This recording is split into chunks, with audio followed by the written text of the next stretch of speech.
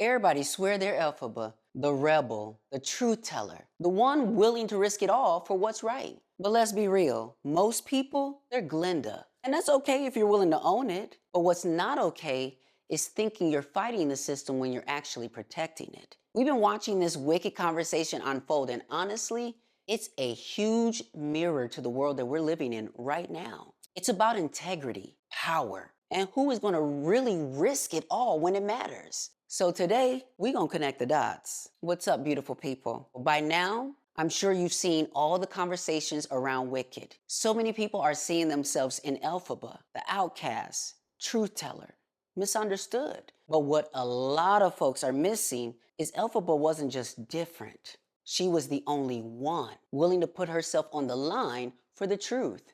That's what choosing integrity over fame looks like. That's what it looked like when I walked away from Hollywood, when I spoke out about Biden and Harris, when I refused to be silent on genocide, even when my own people told me to be quiet and sit down. So let's talk about what's really happening here. A lot of folks, especially the so-called 92% of Black voters who supported Kamala Harris, have been so quick to call out white women for being like Glenda, privileged, performative, choosing comfort over courage. And they are not wrong at all about that. But what they're missing is that many of them also chose comfort over courage. Many of them told people like me to sit down, be quiet, and stop hurting the movement just because we were trying to hold Biden and Harris accountable.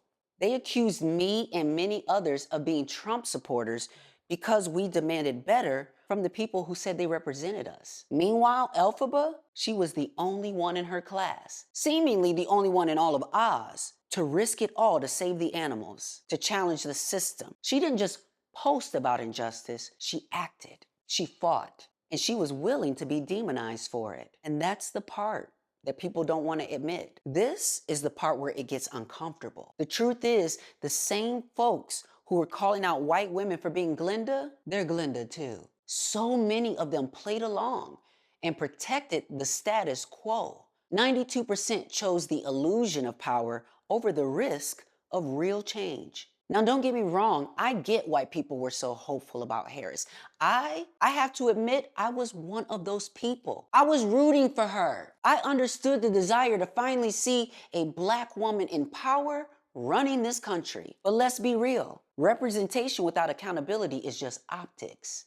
And when some of us dare to ask, what about Palestine? What about Cop City? What about the people you said you'd fight for? We were shut down, ridiculed, called all kinds of names. Meanwhile, Trump is back, and all the things that we were warning about, they're happening. Now, suddenly, some folks are finally realizing that maybe, just maybe, we should have been pushing for more.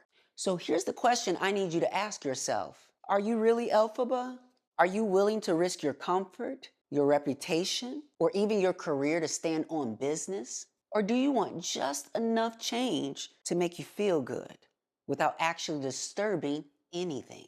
Let me tell you from experience, choosing integrity over power, over fame, over comfort, it ain't easy. When I left Hollywood, when I spoke out against the Democratic Party's failures, when I refused to be silent about genocide, I lost a lot, but I held on to my integrity. Elphaba didn't just want justice, she fought for it, even when she had to do it alone, even when people called her wicked, even when she could have just followed the easy road. So if you're really about that life, stand up. Even when it's inconvenient, speak out, even when it's unpopular. And stop playing politics like it's a fan club and start treating it like what it is, a fight for real human lives. The lesson here is that being the hero in your own story isn't about how you see yourself. It's about what you actually do. Calling out injustice isn't just for easy targets.